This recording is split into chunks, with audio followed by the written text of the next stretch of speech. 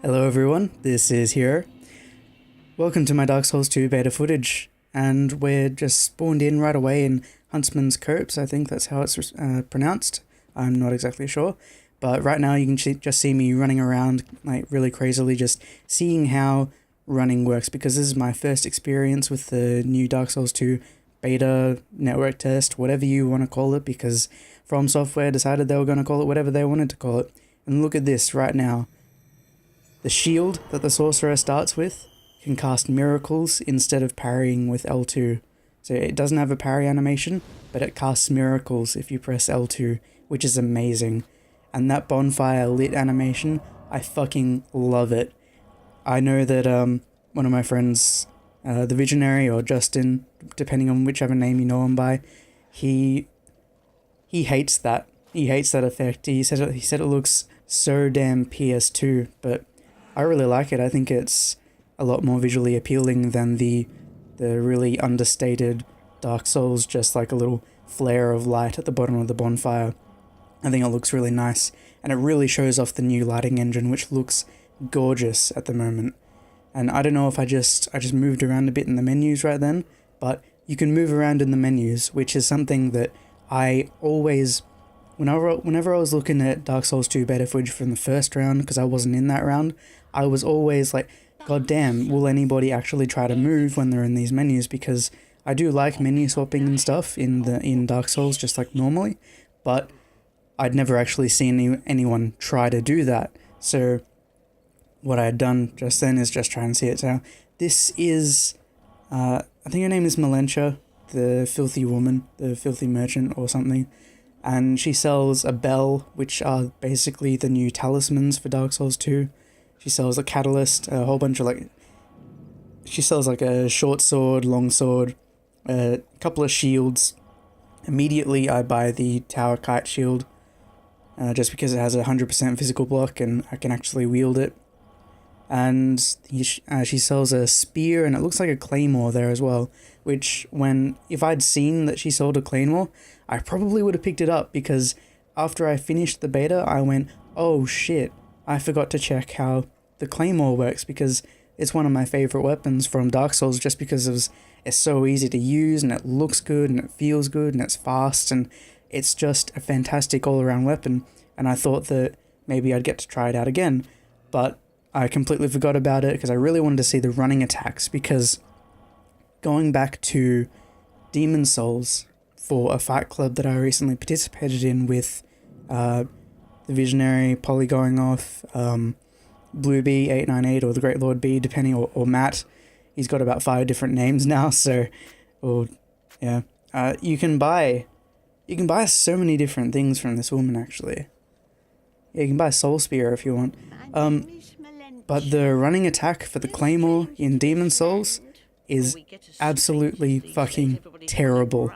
It was the most depressing, most annoying thing to go back to, just like going from that lovely, just horizontal spinning, running attack that the Claymore has now to that thing. It's just like you just rush forward and throw the sword in front of you, and I don't like it at all. It doesn't do that much damage. It never hits people.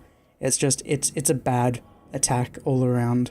It doesn't even look very good, and the R2s are terrible as well, which is basically what made the Claymore really, really great in Dark Souls, because it had these wonderful R2s that it just doesn't have right now. See, you can see me moving around in the menu at the moment. And now, I have to talk about this because it's a kind of a big addition. You have 3 slots for weapons now, both in your left and your right hand. You have 3 slots. You can have up to 3 shields, or 2 shields and a talisman, or 2 shields and a catalyst, or you can have 3 different weapons. You can have a bow, you can have a sword and a catalyst if you want, which I think is what I had at one point. No, I didn't have a bow. I had a long sword, and I had the dagger, and I had, what's it called, just the wooden catalyst, the one that the sorcerer starts with. And that was a really good it's strange because you're so used to only having those 2 slots, both in Demon Souls and in Dark Souls, but in this one, it kind of worked because I wasn't going into my menu very often, so I wasn't pulling myself out of the action as much. Although, when I found myself going, okay, I just want to switch to this kind of, to my other weapon, and I just pressed the D-pad once, thinking that I'm going to switch to my longsword, and instead I switched to the Zweihander, which has, this massive wind-up to all of its attacks, obviously, because it's a huge weapon. And it can just get a bit confusing, but that's more my fault, just like not keeping track of what order the toggles are in my menu. But here we are, we've moved away from the merchant finally after about 5 minutes of just staying around, sticking around, and I'm trying to parry because I heard one of the things that really I wanted to learn was to parry the enemies, because I heard people say it's really difficult because, there's this delay before getting anything right now. And see, what happened then was I threw out a parry, and it actually hit him after he hit me like 3 or 4 times. But I caught him, and he fell to the ground, and I immediately pressed R1, like I'm so used to doing. Like everybody is so used to doing. And this is why people thought that they just couldn't parry and riposte anymore, because if you parried something, even if it fell to the ground, you couldn't riposte it straight away the way that we're used to. Because what you have to do now is parry, wait for them to fall on their ass, which I'm not particularly a fan of, because I do like the, parry and then stab them through the chest while they're standing up. I think that looks awesome, and I love the sound that it makes in Dark Souls, that it just doesn't make in this one. So what you have to do is just get the parry like this, wait, and then you can get the riposte, and the camera does a little zoom in and tilt down just to see exactly what you're doing, which I kind of like, but at the same time I don't really like, because I want to be, moving my camera around and looking around at, the threats that are around me. I don't want to be seeing myself, doing this real cinematic thing at the moment. I want to be able to see what I'm doing. So we're moving into a new area now, and this is an area that through, just proliferation throughout the internet of, just Dark Souls 2 beta content, I've seen pretty much all of these areas that are around, but I hadn't actually been able to connect them in my mind, because whenever I'd seen these places, I'd only ever looked at them like, I'd only ever looked at them and just seen the individual areas for themselves. Like, I'd seen this little bit right here with the stairs leading up into this room, and I knew that there was an archer on the other side there, and I knew that you could drop down safely, but I'd not been able to see. And I know that at the end of this corridor, you can break this door that I was just standing next to right then. I know that you can break that door, and I know that there's an enemy behind it. But did I know where that went? No. Absolutely didn't know where it went. And I don't know what any of these little shiny things on the ground are or anything. But yeah, I didn't know how to handle these situations, despite having seen a couple of them so far, like in videos and stuff. I just didn't know how to handle all of these enemies at once. I didn't know, like, the arrows that the enemies launch go so fast, and look at me just falling off the fucking edge, just backing away. See, that's what moving into this game does to you. You don't expect to die, because, like, I'm fairly experienced with these games now, and I can sort of expect myself to not make, the basic silly mistakes, like just holding block and thinking that I'm never going to get punished for, just never letting my stamina replenish and just stuff like that. Like, I know to do that sort of stuff, but because it was so damn dark in that room, and my god, is it dark in this game. It is so dark. I turned my brightness all the way up to 10. This right now is max brightness, for anyone who's wondering, which is ridiculous. They picked such a goddamn dark part of this game to give to us. It is absolutely horrible. And I'll say something right now that I know that you can take torches in here now. This is me just switching out the character things. And like, look at that hairstyle. Look at that George Washington blonde hairstyle. I hate it. I hate it so much.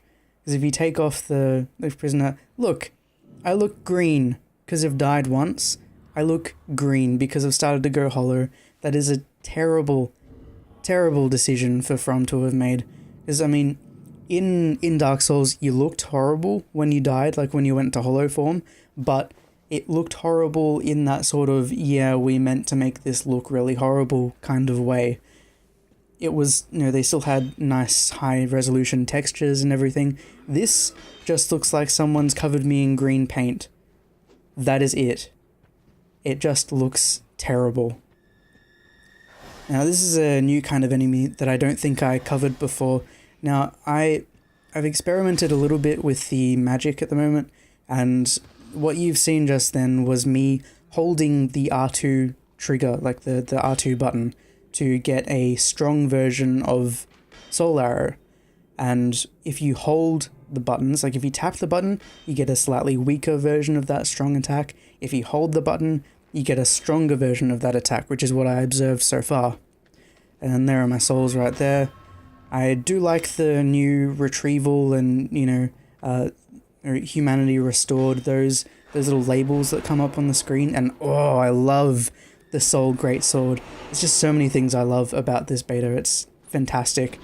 But I like how the humanity restored and, you know, retrieval label things go across the bottom third of the screen instead of across the damn middle, because what I hated doing in especially Demon Souls was picking up my lost souls and then immediately dying because something's managed to hit me and I'm on New Game plus 11 million and I've just died because I picked up my souls and then I have to go back and do it all again.